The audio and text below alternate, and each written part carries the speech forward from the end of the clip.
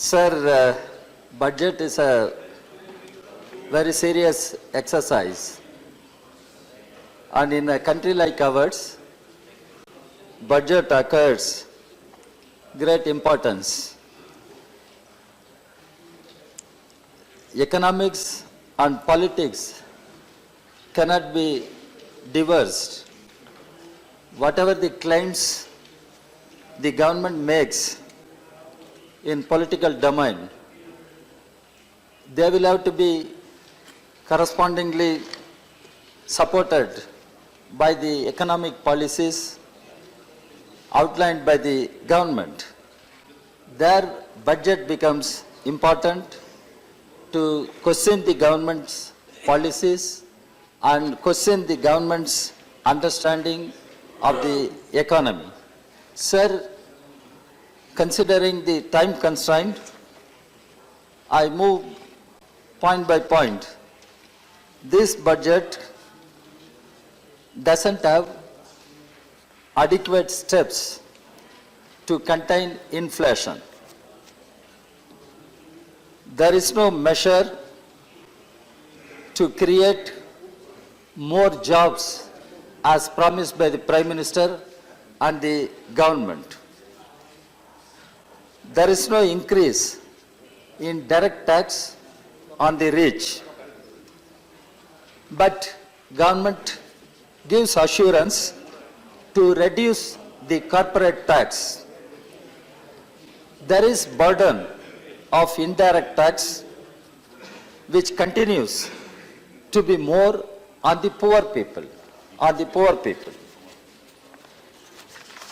Sir, government thoughts about banking reforms, but there is no visible, tangible action against willful defaulters.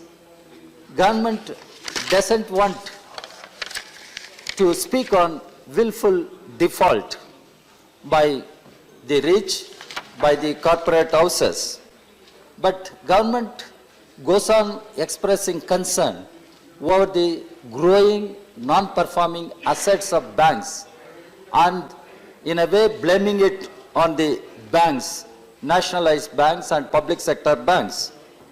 Sir, if you closely scrutinize the figures, there is less allocation on health and education. I do not know what is the understanding of the government. Even the International Monetary Fund has pointed out the growing inequalities in the society among the nations. And it is the IMF economists who advise the nation states to spend more on health and education. But here we find less allocation on health and education. Sir, the outlay on farmers, farming sector, farmers' welfare really stands reduced.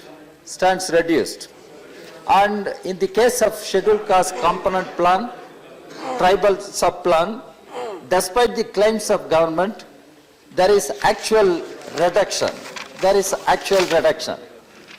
And government will have to consider some of these issues in the interest of our economy.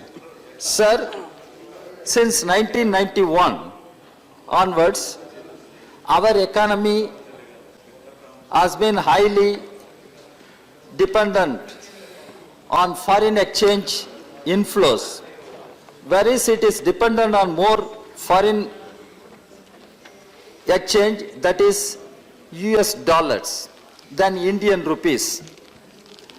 I can very well call Indian economy is not a rupee economy. It has become US dollar dominated economy. Sir, even the current account and GDP of India been determined by more inflow of American dollars, the foreign investments. Always our current account is in deficit mode, where US dollars receivables by way of exports and services are less than payables to imports and services. Sir, always we find the US dollar is premium, and currently it is around 6%. Our economy is really dependent on US dollar. Sir, as our borrowings, all our borrowings, including the government, the external commercial borrowings by government companies are all in London Interbank offered rate, rate, which is called LIBOR. Rate of interest and denominated in foreign currency, which are market-driven factors, and mostly are controlled by manipulators and speculators than real economic factors of supply and demand. I do not know whether the finance minister and his team applied their mind, because there are issues. I raised it in the past also. While the economy is in such a form, our country already faced huge foreign currency derivative fraud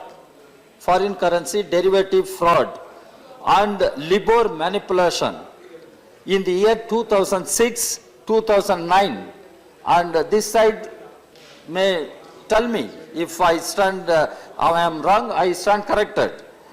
And the matter, sir, the manipulation in the year 2006 and 9 have affected our economy to the extent of 40 billion US dollars. And the matter is pending in Honorable Supreme Court since February 2010 under public interest litigation. It is for the government to probe the issue and try to find out the truth how this fraud was committed. The RBI has fined 19 banks, which includes public sector bank, that is State Bank of India, 6 private banks in India and 19 foreign banks in India. All paid the penalty unconditionally without appeal and accepted the guilt. This is, I am talking about even the United States, where we witnessed this fraud. The FBI investigated this fraud and levied more than multi-billion US dollars on all fraudulent banks, including Bank of America, JB Morgan Chase, and all these details are there before the government. But what I am trying to say, government will have to investigate it further, and it is in the interest of our economy how this kind of derivative fraud was allowed in the past and what we should do now. Sir, coming to the agricultural sector, the government talks a lot about agriculture sector, but actually speaking, the Fasal Bima, that is the scheme they are talking about, the Fasal Bima eludes majority of farmers, as the budget estimates that only half will be covered by March 2019. That is what your budget says, that it will always elude the poor farmers who need the facility most simply because Bima companies work on market logic. They are driven by market. They are work on market logic and not on social security logic or social benefit logic or social welfare logic. Sir, anyway, the budget is a meager 9,000 crores. Large populations of tenant farmers, I am talking about tenant farmers, stand totally bypassed. And there is no provision to meet the consumption needs. Sir, the finance minister announced several things. I can quote how the funds allocated for Mahatma Gandhi National Rural Employment Guarantee Schemes is in actual figures less, not to the, meet the requirement of the situation as it prevails today.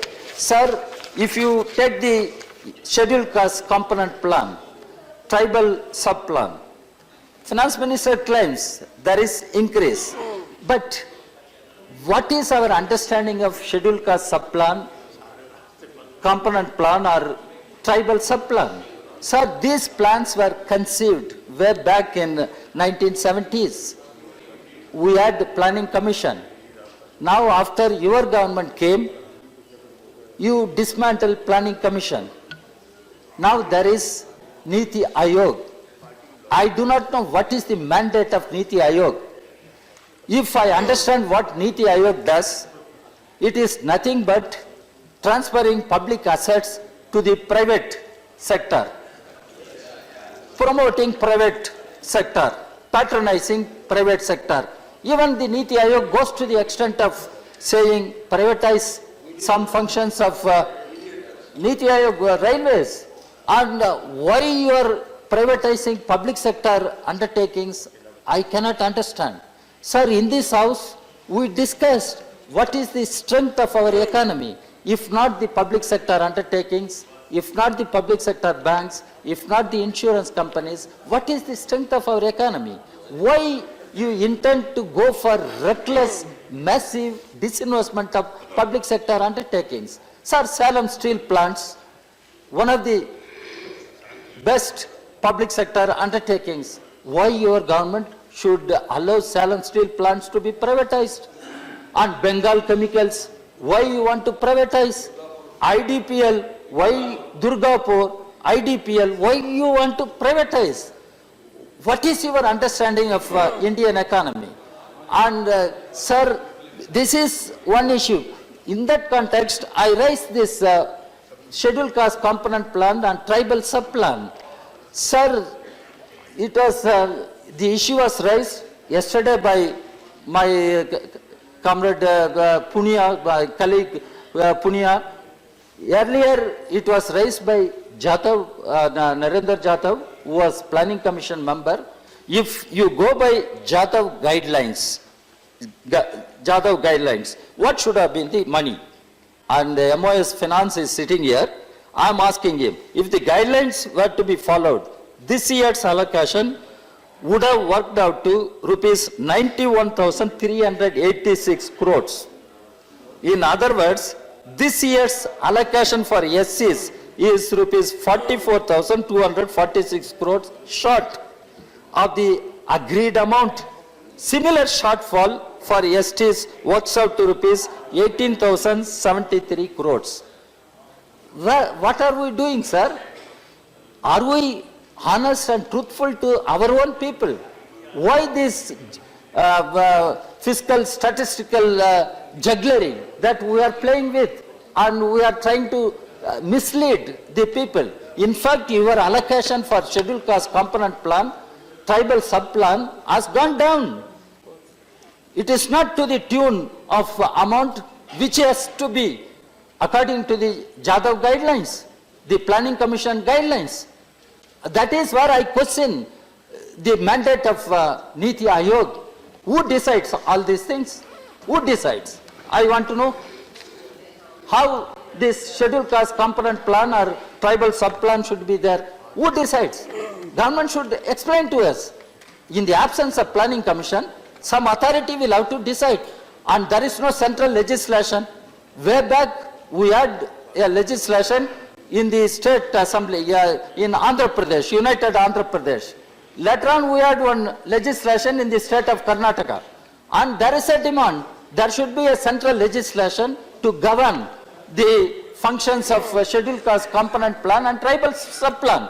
Whether the government is agreeable to it, whether the government has any commitment to the welfare of scheduled caste and scheduled tribe. If there is commitment, then agree for a central legislation. Sir, I am completing. I am coming to end, sir. Then agree for the scheduled caste and scheduled tribe sub-plans, a central legislation. Sir, because you have rung the bell, I must obey to you. You are my beloved chairperson. I know you will only stop after finishing all points. I know that. Yeah. I know that.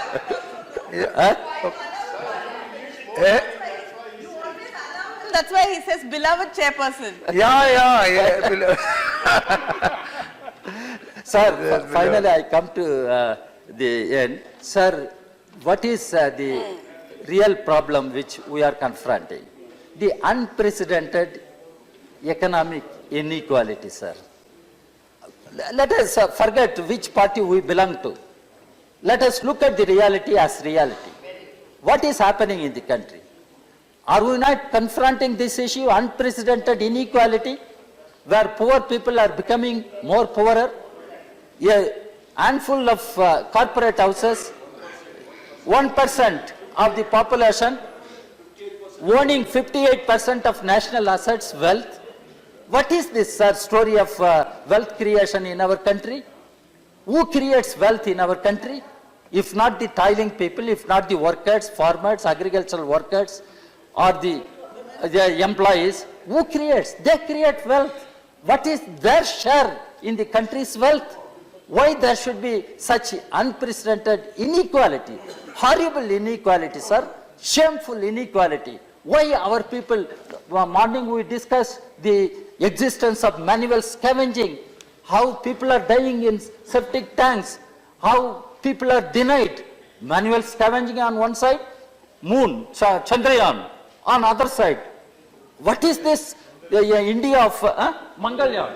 Mangalyaan. Manual scavenging on one side, Mangalyaan on the other side. India presents an horrible picture of conflicts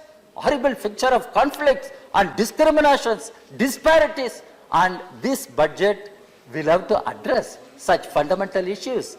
Government, instead of resorting to rhetorics, poverty, poor people, empowerment of poor people, what do you do on the ground? Through your economic policies. That's what I would like to know from the government.